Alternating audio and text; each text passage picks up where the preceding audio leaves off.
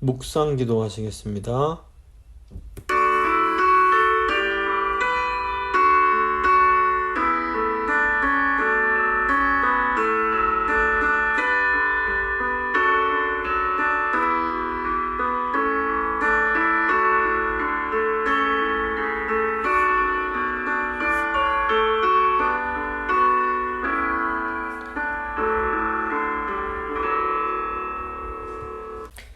사도신경 고백합니다. 나는 전능하신 아버지 하나님, 천지의 창조주를 믿습니다. 나는 그의 유일하신 아들 우리 주 예수 그리스도를 믿습니다.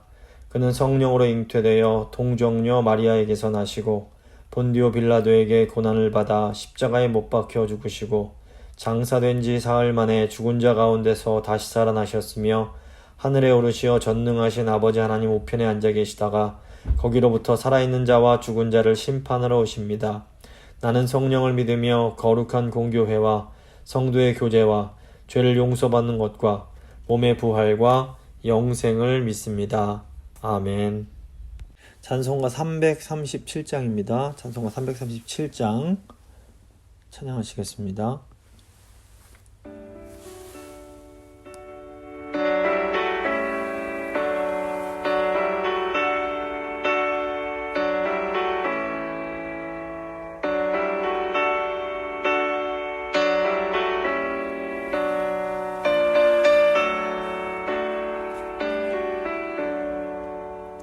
내 모든 시험 무거운 짐을 주 예수 앞에 아뢰면 근심에 쌓인 날 돌아보사 내 근심 모두 맡으시네. 무거운 짐을 나 홀로 지고 견디다 못해 쓰러질 때 불쌍히 여겨 구원해 주니 은혜의 주님 오직 예수. 내 모든 괴로움 닥치는 환난 주 앞에 아뢰이며 주께서 친히 날 구해 주사 넓으신 사랑 베푸시네. 무거운 짐을 나 홀로 지고 견디다 못해 쓰러질 때 불쌍히 여겨 구원해 주니 은혜의 주님 오직 예수. 내 짐이 점점 무거워질 때 주 예수 앞에 아뢰이면 주께서 친히 날 구해 주사 내 대신 짐을 져주시네.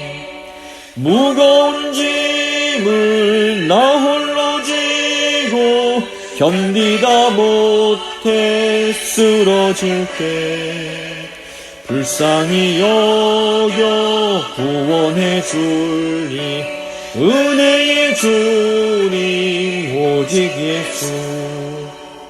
마음의 시험 무서운 죄를 주 예수 앞에 아뢰이면 예수는 나의 능력이 되사 세상을 이길 힘 주시네. 무거운 짐을 나 홀로 지고 견디다 못해 쓰러질 때 불쌍히 여겨 구원해 주니 은혜의 주님 오직 예수.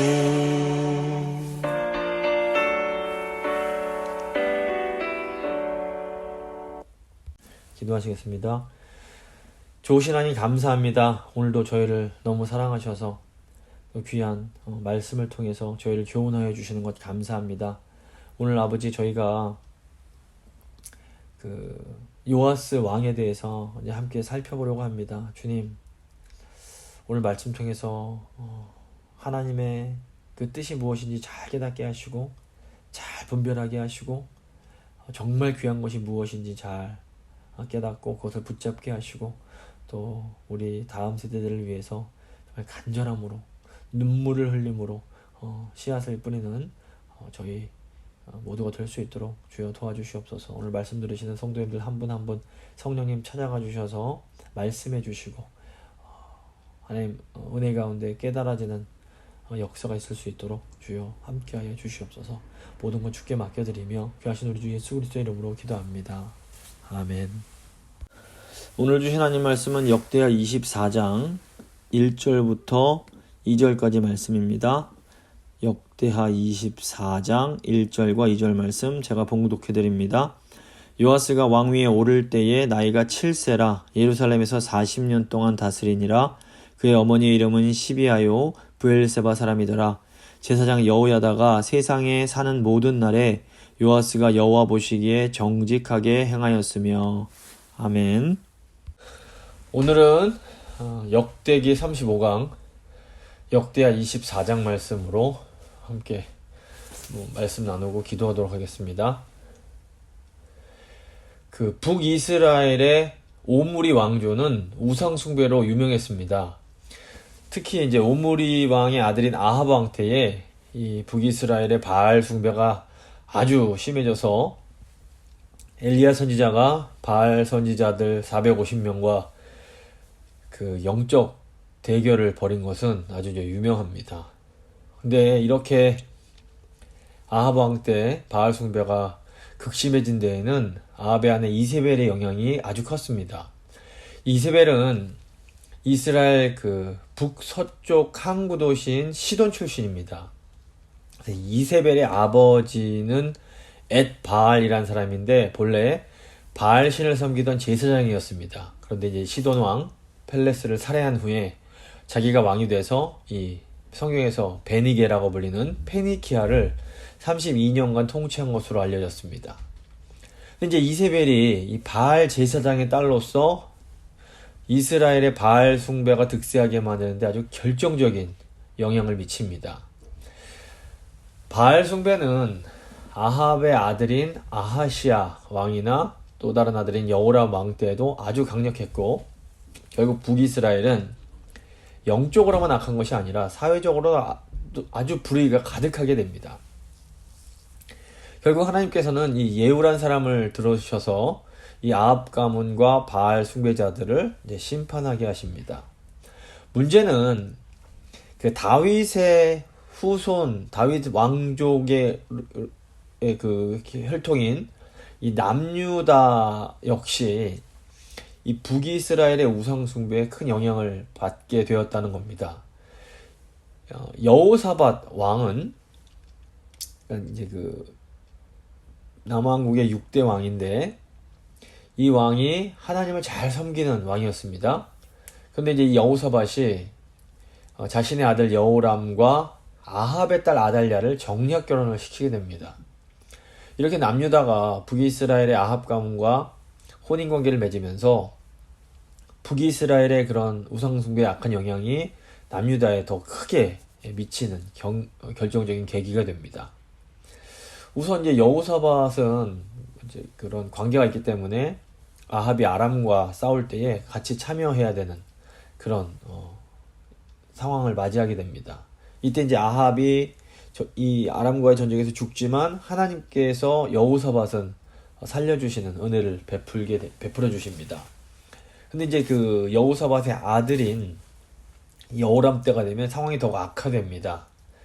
이 아합의 딸인 아달랴와 결혼을 한 여호람 왕은 자기 왕권을 지키겠다고 형제들을 다 죽이는 끔찍한 죄를 짓습니다. 그리고 계속해서 악한 길로 행하다가 하나님의 벌을 받고 이 창자가 다 빠져서 죽는 그런 끔찍한 최후를 맞이하게 됩니다.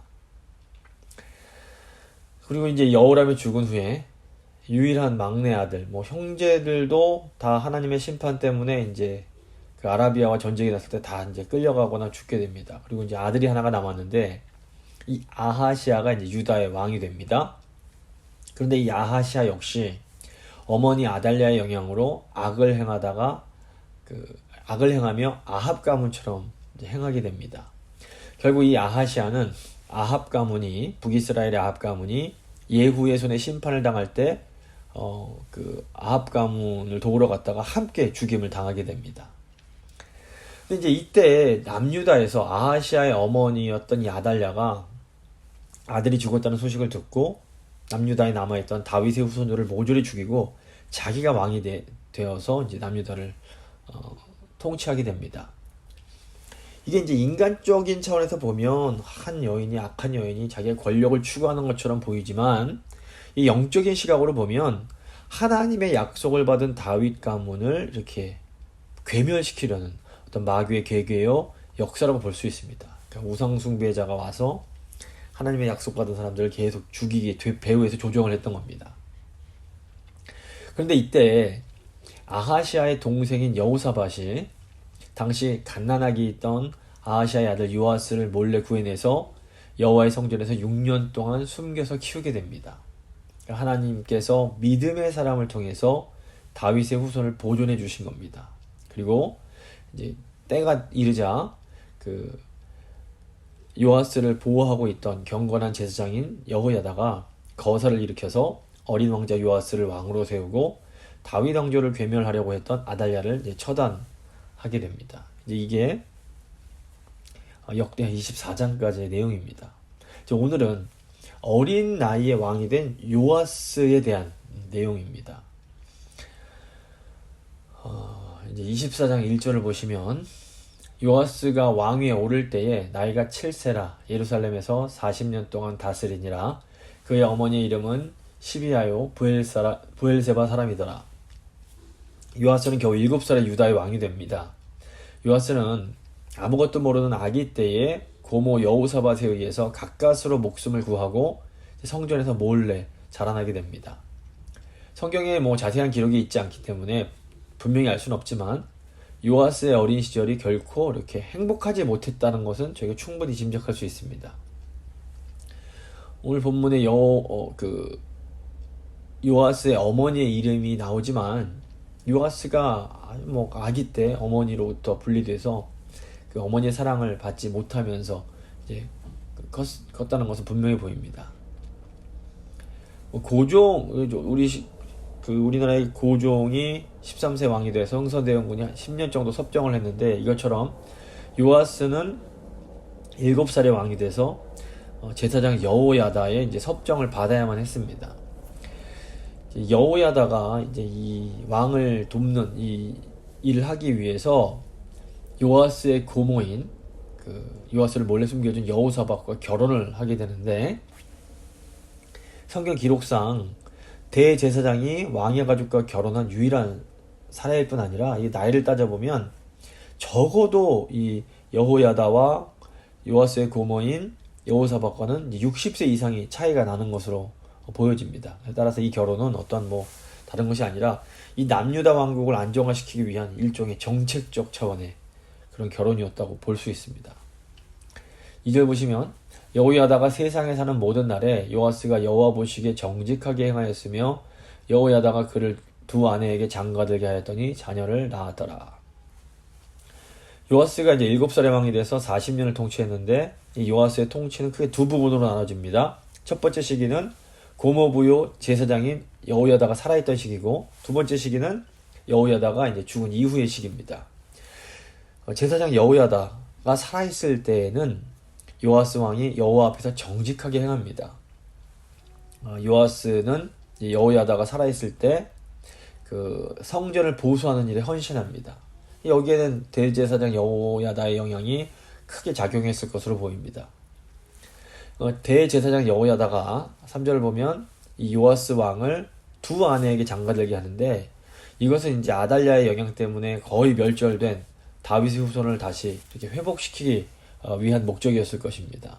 그러니까 요아스의 할아버지 여호람은 왕권의 위협이 될 것 같은 자기 형제들을 다 죽여버립니다. 여기 이제 여호람의 아내인 아달랴가 아마 뒤에서 분명히 영향을 줬을 겁니다.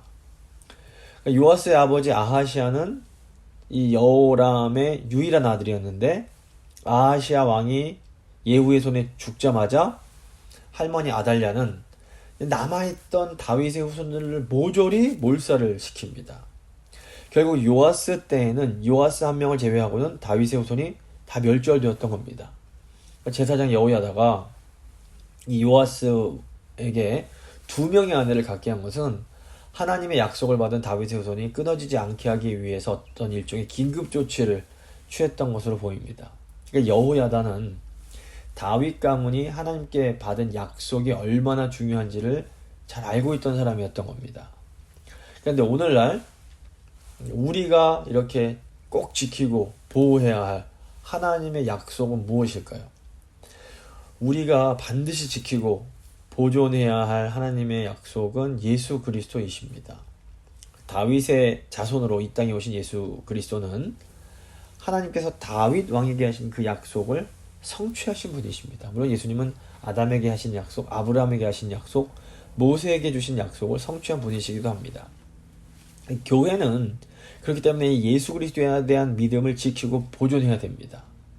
근데 과거나 지금이나 마귀는 어떻게 해서라도 믿음으로 예수 그리스도와 연합한 하나님의 백성들, 하나님의 자녀들을 제거하고 무력화시키기 위해서 온갖 방법을 동원해서 이제 괴계를 꾸밉니다. 그런데 하나님께서는 하나님의 약속을 반드시 지켜주십니다. 근데 이제 이때 하나님께서 하나님의 그런 약속을 지켜 나아가실 때에 이 하나님의 약속을 꽉 붙잡은 신실한 믿음의 사람들의 역할이 정말 중요합니다. 모든 아달랴에 의해서 모든 게 다, 다윗의 후손들이 다 몰살당할 때, 모든 것이 다 끝난 것처럼 보일 때에 하나님은 믿음으로 그 요아스를 구했던 여호사밧과 또 요아스를 성전에서 이렇게 지켰던 제사장 여호야다 같은 사람을 통해서 하나님의 약속을 지켜가십니다. 그래서 어느 시대에나 이 여호사밧 같은 믿음의 여인과 여호야다 같은 믿음의 사람들이 있어 왔던 겁니다. 그 창세기를 보시면 믿음으로 모든 상식을 뛰어넘어서 그 유다의 그런 자손을 지킨 다만 같은 여인이 나옵니다. 또 출애굽기를 보셔도 그 애굽 왕 바로가 모든 히브리 남자아이들을 죽이라는 명령을 내렸을 때에 용감하게 그 명령을 거역하고 아이들의 생명을 구했던 산파 부하와 시브라 같은 여인들이 나옵니다. 또 여호수아서도 보면 어떻게 보면 목숨을 걸고 이스라엘의 정탐꾼을 숨겨준 라합과 같은 그런 믿음의 여인들이 나옵니다. 그래서 오늘날 하나님께서 우리에게 원하시는 믿음도 바로 이런 믿음입니다. 점점 참된 믿음이 희귀해지는 이 시대에 우리는 바른 믿음으로 하나님의 약속을 지키기 위해서 최선을 다해야 됩니다. 인간적으로 보기에는 이렇게 한 명 구하기 위해서 애쓰는 것이 무슨 소용이 있을까 이런 생각이 들 수 있습니다. 하지만 하나님 나라의 능력은 뭐 눈에 보이는 사람의 수나 어떤 놀라운 전략이나 이런 것에 의해서 나타나는 것이 아니라 결국에는 신실한 믿음을 통해서 나타나게 됩니다. 우리가 신실한 믿음으로 하나님의 약속을 붙잡고 나아갈 때에 하나님께서 하나님의 나라를 지키시고 보존하신다는 것을 우리가 확신하며 나아가야 됩니다. 4절 보시면 그 후에 요아스가 여호와의 전을 보수할 뜻을 두고 제사장들과 레위 사람들을 모으고 그들에게 이르되 너희는 유다 여러 성읍에 가서 모든 이스라엘에게 해마다 너희의 하나님의 전을 수리할 돈을 거두되 그 일을 빨리 하라 하였으나 레위 사람이 빨리 하지 아니한지라. 요아스 왕이 이제 그 제사장 여호야다로부터 선한 영향력을 받을 때 요아스가 하나님의 뜻을 따라 행하는 것을 보게 됩니다. 요아스는 우상을 섬기던 이 선 왕들이 더럽히고 파괴한 성전을 깨끗하게 정화하기 위해서 레위 사람들을 모아서 성전을 보수할 것을 지시합니다. 여기서 보수하다라고 번역된 히브리어 하다시는 뭐 고치다는 뜻도 있지만 새롭게 하다라는 그런 의미가 있습니다. 따라서 성전의 보수는 단순히 성전 건물을 수리하는 것을 넘어서 하나님의 성전이 하나님의 성전으로 제대로 기능할 수 있도록 하는 신앙 회복 운동의 차원이 있었던 겁니다. 그런데 이제 제사장들과 레위인들에게 이 일을 맡겼는데 이 일이 빨리 진행되지 않습니다. 6절, 7절 보시면 왕이 대제사장 여호야다를 불러 이르되 네가 어찌하여 레위 사람들을 시켜서 여호와의 종 모세와 이스라엘의 회중이 성막을 위하여 정한 세를 유다와 예루살렘에서 거두게 하지 아니하였느냐 하니 그 악한 여인 아달랴의 아들들이 하나님의 전을 파괴하고 또 여호와의 전의 모든 성물들을 바알들을 위하여 사용하였음이었더라. 결국 이제 요아스 왕이 제사장 여호야다를 불러서 아니 어째서 레위인들이 빨리 이 모세가 이 성막을 위해서 정해둔 세금을 거둬서 성전을 보수하지 못하고 있는 것을 추궁을 하게 됩니다. 이 여호사밧 이후에 이 아합 가문에 크게 영향을 받은 뭐 여호람, 아하시아, 이제 그 아달랴의 통치 시기에 이 성전이 심하게 훼손을 당하게 됩니다. 그러니까 뭐 여호와 신앙, 하나님을 믿는 신앙 자체에 큰 타격이 이제 있었던 겁니다. 그런데 왜 제사장 여호야다가 이 요아스의 명을 받들어 빨리 성전 보수를 진행하지 못했는지에 대한 어떤 의문점이 이제 있게 됩니다. 어쩌면 백성들이 내는 세금과 어떤 이 레위인들의 생계 문제와 연결이 되었을 수 있습니다. 그러니까 여호야다가 우상이 심했을 당시 그 여호와를 섬기던 레위인들의 생계가 굉장히 어려워졌음을 알았고 또 이런 사정을 알았던 여호야다가 그들의 입장을 고려해서 이런 상황을 늦췄을 가능성이 있습니다. 근데 이제 이 문제에 대해서는 이 성경학자들도 뭐 여러 이런저런 입장이 있고 입장이 분명치가 않습니다. 어쨌건 저희가 자세한 사정은 알 수 없지만 당시에 남유다 백성들에게 이 성전세를 거두는 일이 쉽지가 않았던 것으로 보입니다. 결국 이제 요아스 왕이 이 레위인들의 손을 거치지 않고 백성들이 직접 성전에 와서 세금을 드리게 이제 합니다. 8절부터 이제 11절 보시면 그 내용이 나오는데 이에 왕이 말하여 한 궤를 만들어 여호와의 전 문 밖에 두게 하고 유다와 예루살렘에 공포하여 하나님의 종 모세가 광야에서 이스라엘에게 정한 세를 여호와께 드리라 하였더니 모든 방백들과 백성들이 기뻐하여 마치기까지 돈을 가져다가 궤에 던지니라. 레위 사람들이 언제든지 궤를 메고 왕의 관리에게 가지고 가서 돈이 많은 것을 보이면 왕이 서기관과 대사장에게 속한 관원이 와서 그 궤를 쏟고 다시 그곳에 가져다 두었더라. 때로 이렇게 하여 돈을 많이 거두매. 세금을 거두는 방법을 바꾸게 되니까 남유다 백성들이 기뻐하면서 성전을 위한 예물을 드리게 됩니다. 요아스 왕의 정책이 아주 효과가 좋았습니다. 요아스가 철저한 재정 관리를 통해서 성전 보수를 위해서 모아지는 이 세금, 즉 헌금은 여호와의 전을 위해서만 이제 사용될 수 있도록 이제 합니다. 이걸 보면 백성들에게도 하나님께 드리고자 하는 마음이 없었던 것은 아닙니다. 중요한 것은 백성들의 이 마음을 하나님께 드릴 수 있는 좋은 방법이 없었던 겁니다. 오늘날에도 이게 적용이 가능합니다. 하나님 백성들은 하나님을 위해서 자기들 것을 드리고자 하는 마음이 있습니다. 이 마음을 하나님께 드릴 수 있는 그런 방법을 잘 마련해 주는 것이 굉장히 중요할 수 있습니다. 12절 보시면 왕과 여호야다가 그 돈을 여호와의 전 감독자에게 주어 석수와 목수를 고용하여 여호와의 전을 보수하며 또 철공과 노쇠공을 고용하여 여호와의 전을 수리하게 하였더니 기술자들이 맡아서 수리하는 공사가 점점 진척되므로 하나님의 전을 이전 모양대로 견고하게 하니라. 공사를 마친 후에 그 남은 돈을 왕과 여호야다 앞으로 가져왔으므로 그것으로 여호와의 전에 쓸 그릇을 만들었으니 곧 섬겨 제사드리는 그릇이며 또 숟가락과 금은 그릇들이라. 요아스 왕이 새로운 방법을 통해서 그 백성들의 마음을 표현할 수 있는 그런 방법을 마련하고 투명하게 또 그것을 관리함으로써 효과적으로 성전 보수를 진행하게 됩니다. 보시면 오늘날에는 교회가 바로 하나님의 전, 성전입니다. 따라서 요아스의 성전 보수는 오늘날의 의미로 하면 교회의 갱신 또는 교인들의 회복을 의미한다고 볼 수 있습니다.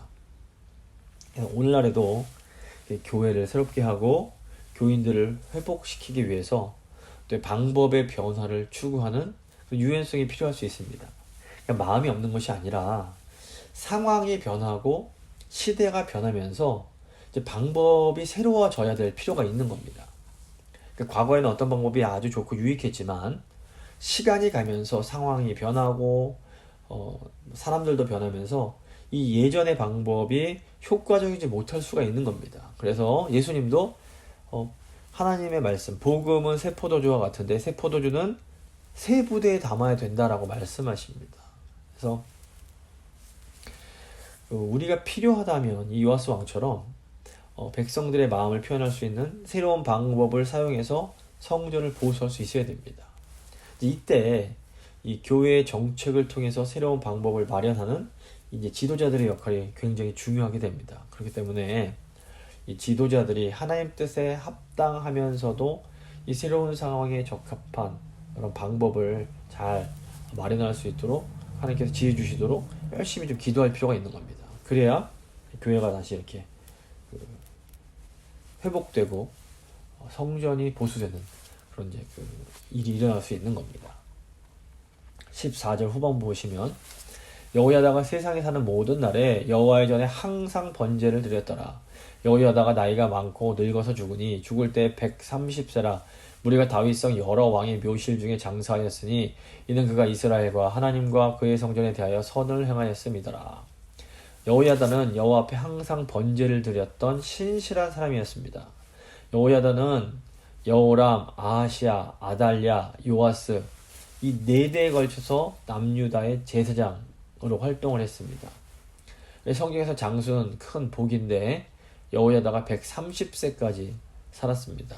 이것은 123년을 살았던 아론이나 120년을 살았던 모세보다도 장수를 한 것으로 여호야다가 하나님의 큰 복을 받았음을 의미합니다. 여호야다는 대제사장 중에서는 죽은 후에 유일하게 왕실에, 그러니까 왕의 묘실에 장사가 됩니다. 이것은 여호야다가 하나님께 인정을 받은 사람임을 이제 의미한다고 볼 수 있습니다. 그러니까 어떻게 이렇게 볼 때 여호야다는 분명히 하나님을 진실하게 사랑하며 섬겼던 대제사장이었습니다. 하지만 이제 또 다른 한편으로 보면 여호야다는 자신이 이렇게 돌보고 섬겼던 요아스 왕이 진심으로 하나님을 사랑하는 왕으로 이렇게 세워지는 데는 실패했다라고 볼 수 있습니다. 17절, 18절을 보시면 여호야다가 죽은 후에 유다 방백들이 와서 왕에게 절하매 왕이 그들의 말을 듣고 그의 조상들의 하나님 여호와의 전을 버리고 아세라 목상과 우상을 섬겼으므로 그 죄로 말미암아 진노가 유다와 예루살렘에 임하니라. 요아스는 여호야다가 살아서 그를 교훈하는 동안에는 여호와 하나님 보시기에 정직하게 행했습니다. 그런데 여호야다가 죽고 나자 요아스 왕은 유다 방백들의 아부에 넘어가서 아세라 목상과 우상을 섬기게 됩니다. 유다 방백들은 여호야다를 중심으로 한 이런 신앙 개혁이 막 일어날 때 큰 어떤 타격을 입었던 일종의 수구 세력이라고 볼 수 있습니다. 이 사람들 입장에서 봤을 때는 자기가 이게 우상 숭배를 해서 돈을 벌던 것, 막 그 권력을 누리고 이런 것들이 여호야다 때문에 방해를 받으니까 여호야다가 눈에 가시처럼 보였을 겁니다. 그러다가 여호야다가 죽고 나니까 옳았구나 하고 이때를 틈타서 왕에게 아부를 해서 왕을 자기 편으로 끌어들였던 겁니다. 신앙의 개혁 뒤에는 언제나 이렇게 뒤로 돌아가려는 이런 세력이 있습니다. 마귀가 이런 사람들의 욕심을 이용해서 자꾸 하나님 나라를 이제 무너뜨리려고 길을 씁니다. 그래서 이때 분별력을 잃어버리면 요아스 왕처럼 이 우상 숭배 유혹에 넘어가 버릴 수가 있는 겁니다. 교회는 항상 이런 유혹이 도사리고 있다는 것을 알아야 됩니다. 19절 보시면 그러나 여호와께서 그들에게 선지자를 보내사 다시 여호와에게로 돌아오게 하려 하심에 선지자들이 그들에게 경고하였으나 듣지 아니하니라. 남유다를 사랑하신 하나님은 요아스 왕과 유다 방백들에게 선지자를 보내서 경고의 말씀을 주십니다. 이게 정말 하나님의 큰 사랑이요 은혜인데 우리가 잘못된 길을 갈 때에 하나님께서 그것이 잘못된 길이다 라고 이렇게 말씀해 주시는 것은 정말 큰 은혜입니다. 이 회개, 히브리어로 슈브라고 하는데 이 회개의 문자적 의미는 돌아서는 걸 의미합니다. 잘못된 길을 가다가 거기서 돌아서는 것, 이게 회개입니다. 왜냐면 잘못된 길을 계속 가면 이제 거기는 죽음에 이르는 길입니다. 근데 하나님께서 우리에게 말씀 통해서 돌아서라 했을 때 돌아서면 우리는 용서받고 살 수가 있는 겁니다. 그래서 하나님께서 이렇게 선지자를 통해서 경고를 주시는 것은 얼른 그 죄의 길에서 돌이켜서 살아나고 회복되라고 하시는 겁니다. 문제는 하나님께서 이렇게 경고의 말씀을 주심에도 그 말씀을 듣지 않는 겁니다. 결국 하나님께서 이제 최후의 방편으로 제사장 여호야다의 아들인 스가랴를 통해서 요아스 왕과 남유다 방백들의 그런 우상 숭배의 죄를 강하게 지적하십니다. 20절입니다. 이에 하나님의 영이 제사장 여호야다의 아들 스가랴를 감동시키매 그가 백성 앞에 높이 서서 그들에게 이르되 하나님이 이같이 말씀하시기를 너희가 어찌하여 여호와의 명령을 거역하여 스스로 형통하지 못하게 하느냐 하셨나니 너희가 여호와를 버렸으므로 여호와께서도 너희를 버리셨느니라 하나. 놀랍게도 요아스와 방백들은 이 무시무시한 말씀에 회개하기는커녕 도리어 하나님이 보내신 이 선지자 스가랴를 돌로 쳐서 죽입니다. 21절 22절입니다. 무리가 함께 꾀하고 왕의 명령을 따라 그를 여호와의 전 뜰 안에서 돌로 쳐 죽였더라. 요아스 왕이 이와 같이 스가랴의 아버지 여호야다가 베푼 은혜를 기억하지 아니하고 그의 아들을 죽이니 그가 죽을 때에 이르되 여호와는 감찰하시고 신원하여 주옵소서 하니라. 스가랴는 사실 그 요아스 왕에게는 생명의 은인이자 또한 평생의 스승이라고 할 수 있는 제사장 여호야다의 아들이었습니다. 근데 이 요아스가 하나님의 말씀을 듣지 않았을 뿐 아니라 어떻게 보면 인간적인 차원에서도 정말 자기의 은인의 아들을 이렇게 죽이는 그런 끔찍한, 그것도 성전 뜰 안에서 죽이는 이런 끔찍한 죄를 짓게 된 겁니다. 그러니까 여호야다 생전에는 성전 회복에 앞장섰던 이 요아스 왕이 어떻게 이렇게 타락하고 변질되는 모습을 보일 수 있는 것일까? 이게 저희한테는 굉장히 큰 궁금증이 아닐 수 없습니다. 근데 보면 이것이 바로 율법의 한계입니다. 그러니까 요아스 왕은 다윗 왕처럼 정말 마음으로 믿음으로 하나님을 만나지는 못했던 사람이었던 겁니다. 그러니까 요아스는 어릴 때부터 반평생 이상을 제사장 여호야다의 보호막 아래서 살아야 했습니다. 뭐 유다의 왕이었지만 어떤 의미에서 스스로 무엇을 결정할 수 있는 것이 거의 없었을 겁니다. 근데 갑자기 그 거대한 보호막이 사라지면서 요아스가 죄의 유혹에 그대로 노출이 되고 결국 그 죄에 사로잡히게 되는 겁니다. 여호야다가 죽고 나니까 유다 백성들이 그 왕에게 와서 막 굽신굽신 거렸을 텐데 이걸 보면서 요아스 마음 저 구석에 있던 다른 이에게 이렇게 인정받고 싶고 대접받고 싶고 왕으로서 내 마음대로 통치하고 싶던 이런 죄악된 욕망이 막 다시 이제 불타 올라설 수 있습니다. 결국 제사장 여호야다는 그 요아스에게 초등교사인 율법의 역할밖에 할 수가 없었던 겁니다. 정말 무섭기도 하고 안타깝기도 하지만 모든 사람 안에는 이런 요아스의 모습이 있습니다. 그래서 율법이 강하게 다스릴 때에는 죄성을 드러내지 못하다가 또 율법의 기능을 하는 것이 이렇게 사라지고 나면 그 죄가 살아나서 갑자기 막 약한 자로 이제 변화하게 되는 그런 모습이 있을 수 있습니다.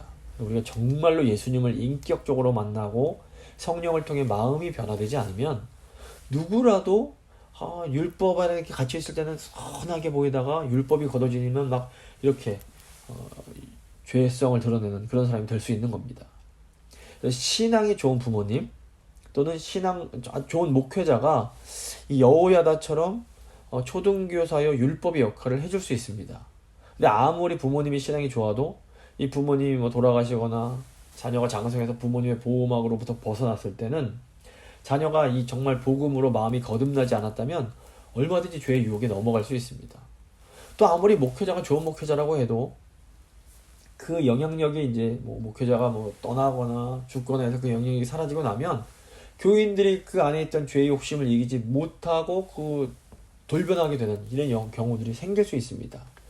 그래서 부모들이나 목회자들은 자기 자녀들과 교인들이 정말로 예수님을 인격적으로 만나서 성령을 통해 거듭나고 그 마음이 정말로 변화될 수 있도록 간절히 기도해야 됩니다. 다윗의 길을 따른다는 것은 어떤 행동을 따른다는 것이 아니라 사실 다윗이 예수님을 인격적으로 만나서 그 마음 가운데 하나님을 정말로 사랑하고 했던 그런 마음이 있었던 것처럼 똑같은 거듭난 마음으로 한 여호와를 섬기는 것을 이제 의미합니다.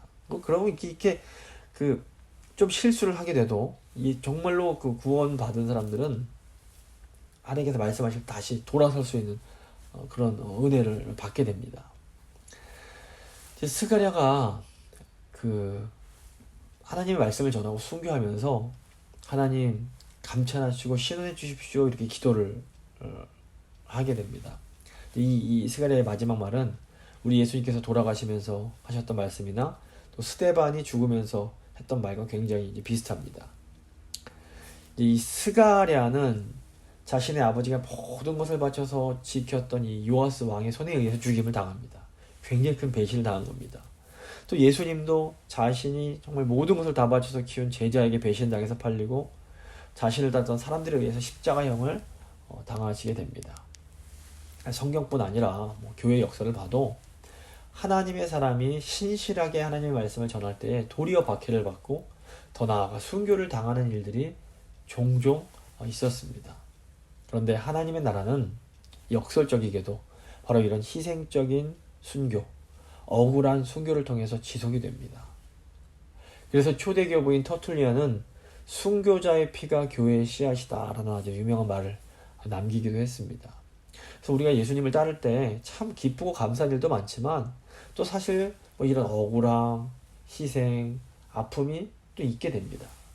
하지만 결국 우리 주님께서 우리가 주님을 위해서 흘린 수고를 기억하시고 그 눈물과 그냥 피와 그런 땀을 다 신원해 주십니다. 그래서 이 슬픔과 아픔의 눈물을 주님을 위해서 하나님의 나라를 위해서 이 아픔의 눈물을 흘려본 사람만이 정말 나중에 기쁨으로 단을 거두는 그런 하나님의 그 영광을 누릴 수가 있게 되는 겁니다. 23절, 24절 보시면 1주년 말에 아람 군대가 요아스를 치려고 올라와서 유다와 예루살렘에 이르러 백성 중에서 모든 방백들을 다 죽이고 노력한 물건을 다메섹 왕에게로 보내니라. 아람 군대가 적은 무리로 왔으나 여호와께서 심히 큰 군대를 그들의 손에 넘기셨으니 이는 유다 사람들이 그들의 조상들의 하나님 여호와를 버렸습니다. 이와 같이 아람 사람들이 요아스를 징벌하였더라.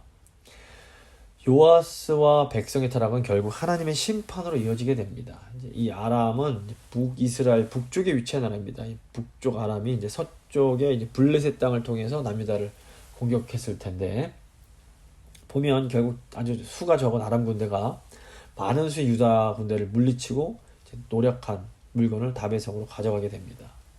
저희가 그동안 계속 살펴봤지만 하나님의 전쟁은 어떤 인간적인 뛰어난 전략이나 많은 군대와 같은 이 전력의 문제가 아니라는 것을 알 수 있습니다. 하나님이 함께 하시면 아무리 미약해 보여도 이기지만 하나님이 함께 하지 않으시면 아무리 강하고 대단해 보여도 지는 것이 하나님의 전쟁입니다. 25절 보시면 요아스가 크게 부상함에 적군이 그를 버리고 간 후에 그의 신하들이 제사장 여호야다의 아들들의 피로 말미암아 반역하여 그를 그의 침상에서 쳐 죽인지라. 다윗성에 장사하였으나 왕들의 묘실에는 장사하지 아니하였더라. 결국 요아스는 부하들의 반란으로 죽임을 당하고 심지어 조상들의 묘실에도 들어가지 못하게 됩니다. 여호야다 같은 경우에는 대제사장인데도 왕의 묘실에 들어갔는데 요아스는 왕임에도 불구하고 다윗성 안에는 장사됐지만 왕의 묘실엔 들어가지 못합니다. 이것은 요아스가 여호야다의 아들 스가랴를 죽여서 흘렸던 그 피에 대한 대가입니다. 그러니까 어린 시절 참 어머니 곁을 떠나서 성전에서 숨어서 자라야만 했더니 기구한 운명의 요아스는 마지막도 아름답지 못한 굉장히 불행한 인생을 살다가 가게 된 것입니다. 26절, 27절입니다.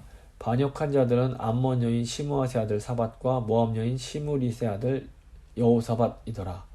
요아스의 아들들의 사적과 요아스가 중대한 경책을 받은 것과 하나님의 전을 보수한 사적은 다 열왕기 주석에 기록되니라. 그의 아들 아마샤가 대신하여 왕이 되니라. 그러니까 요아스를 죽인 신복 사밧의 어머니는 암몬 여인이었고, 또 시므릿의 아들 그러니까 그 여호사밧의 어머니 시므릿은 모압 여인이었습니다. 이것은 이 요아스 왕이 우상을 숭배하는 세속적 가치관을 지닌 그런 부하들을 곁에 두고 그들의 조언을 듣고 있었음을 암시합니다. 결국 하나님의 말씀을 가까이 해야 할 왕이 어떤 우상 숭배적인 그런 세속적인 그런 것들을 가까이 할 때 결국 이런 비참한 최후를 맞게 된 겁니다. 근데 역대기를 보면 이제 요아스 왕을 평가할 때 잘못한 것과 잘한 것을 모두 언급합니다. 참 근데 놀라운 것은 요아스 왕이 이렇게 비극적인 최후를 맞았지만 결국에는 요아스의 아들 아마샤가 그 왕위를 또 잇게 되는 겁니다. 이것은 하나님께서 다윗의 왕위를 견고하게 하겠다라는 이 약속을 지켜주시기 위한 것이라고 볼 수 있습니다. 사람은 계속해서 하나님과 맺은 언약을 깨뜨리지만 하나님은 끝까지 인간과 맺은, 특별히 다윗과 맺은 언약을 지켜주고 계시는 겁니다. 결론을 내려보겠습니다. 제사장 여호야다가 살아있을 때에 요아스 왕은 성전을 보수하는 아주 귀한 그리고 선한 일에 사용됩니다. 하지만 여호야다가 죽자 요아스는 자신의 그 죄에 사로잡혀서 결국에는 하나님의 선지자를 죽이는 끔찍한 악을 저지르게 됩니다. 결국 어떤 사람이 하나님 보시기에 참으로 의인인가 아닌가는 어떤 겉의 모습이 아니라 그 사람의 마음이 믿음으로 변화되었는가 여기에 달려 있습니다. 의인은 오직 믿음으로 사는 사람입니다. 예수님을 구주로 믿음으로 성령으로 거듭나서 정말로 우리 마음이 정말 거듭났는가 이것이 가장 중요합니다. 마음이 변화된 사람도 뭐 연약함이 있기 때문에 실수도 하고 넘어지기도 합니다. 하지만 마음이 변화된 사람은 하나님께서 말씀해 주시면 다시 회개하고 제자를 찾게 됩니다. 하지만 마음이 변화되지 못한 사람은 그럴 수가 없는 겁니다. 율법에 눌려서 선을 행했을 수 있습니다. 하지만 마음이 변화되지 못한 사람은 결국에는 죄를 이기지 못하고 그런 죄에 사로잡혀서 이렇게 결말이 좋지 못하게 됩니다. 그래서 기도하실 때에 먼저는 나의 영혼을 위해서 하나님 저의 영혼을 저희가 정말 예수님을 믿게 해주셔서 감사합니다. 저의 영혼을 주께서 지켜주시기 원합니다. 제 마음을 주님께서 지켜주십시오. 이거 위해서 기도하고 더 나아가서 사랑하는 사람들 위해서 특별히 자녀들 위해서 하나님 저희 자녀들이 정말 예수 믿고 성령으로 거듭나서 그 마음이 변화될 수 있도록 그래서 다윗과 같은 사람 마음을 가지고 다윗의 길을 행하는 정말 여호와 하나님을 사랑하며 경외하며 살아가는 그런 우리 자녀들이 될 수 있게 해달라고 한번 간절한 마음으로 기도하도록 하겠습니다.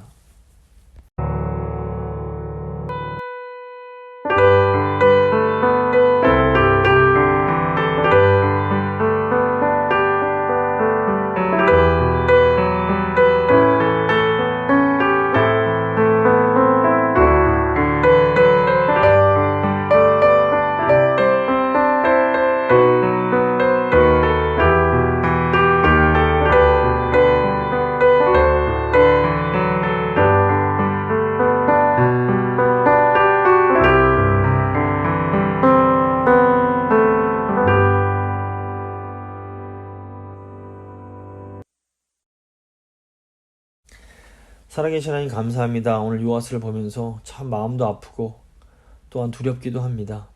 하나님 정말 중요한 것은 저희가 겉으로 볼 때 어떤 행동을 하느냐가 아니라 정말 우리 마음이 믿음으로 말미암아 변화되었는가 하는 것입니다. 주님 저희 마음을 성령께서 변화시켜 주신 것 감사합니다. 저희가 여전히 부족함도 있고 모자란 부분이 많이 있지만 그래도 저희 안에 정말 다윗처럼 정말 여호와 하나님을 사랑하는 마음, 우리 주 예수 그리스도를 사랑하는 마음이 있음을 고백합니다. 주님, 저희가 주님께서 잘못했다 말씀하실 때 겸손함으로 빨리 돌이켜서 회복되고 다시 살아나는 은혜를 경험하게 하시고 아버지 늘 성령 충만하여서 아버지 죄의 약된 길로 빠지지 아니하고 하나님의 뜻을 이루어가는 그런 저희 교회가 될 수 있게 하시고 저희 성도님들 한 분 한 분 그리고 우리 자녀들이 될 수 있도록 주여 도와주시옵소서. 특별히 하나님 저희 다음 세대의 믿음을 주께서 지켜주시기 원합니다.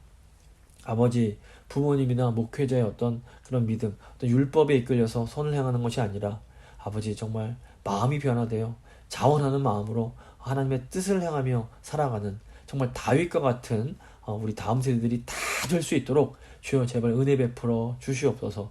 또 그리고 평생 정말 여호야다처럼 하나님을 사랑하면서 살아왔던 우리 신앙의 선배들을 주께서 기억하시고 은혜 베푸셔서 정말 그 다윗의 왕조의 열조로 돌아갈 수 있었던 것처럼 저희 선조들도 우리 귀한 노년의 성도님들도 하나님 은혜 가운데 거하시다가 정말 하나님 주시는 그런 평안 가운데 하나님 품으로 돌아가실 수 있도록 이 땅에서의 삶을 끝까지 주께서 책임져 주시기를 간절히 소망합니다.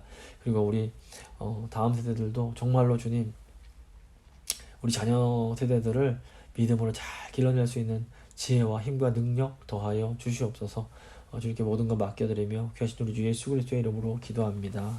아멘. 찬송가 338장입니다. 찬송가 338장 찬양하시겠습니다.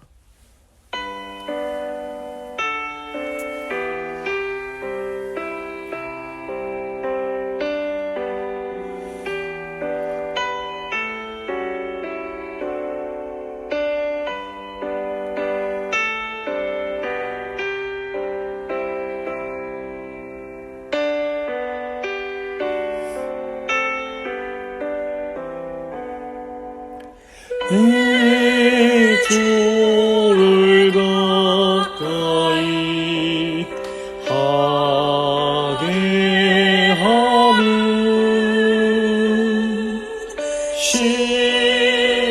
십자가 짐 같은 고생이라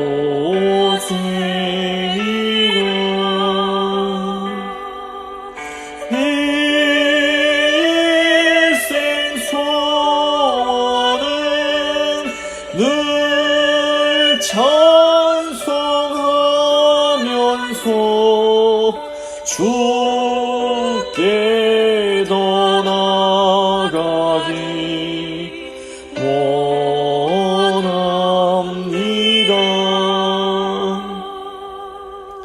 내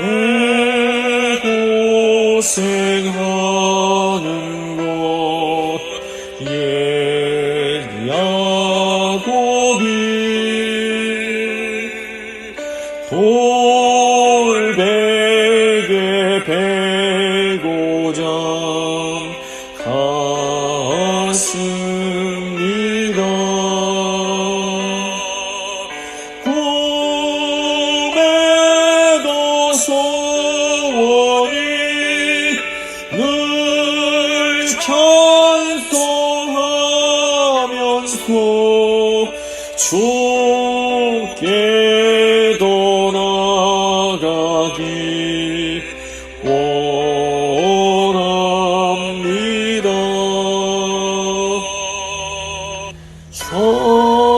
천상에 가는 길 험하여도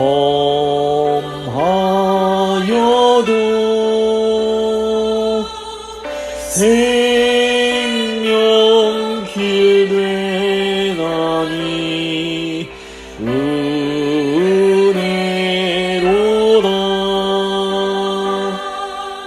천상을 부르니 늘 찬송하면서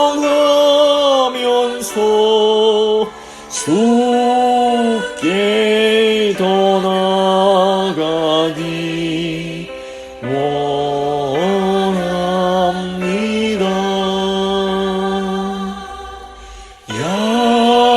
야곱이 잠 깨어 일어난 후 돌담을 쌓은 것 본받아서 숨쉴 때 되도록 늘 찬송하면서 주께 더 나아가기 원합니다.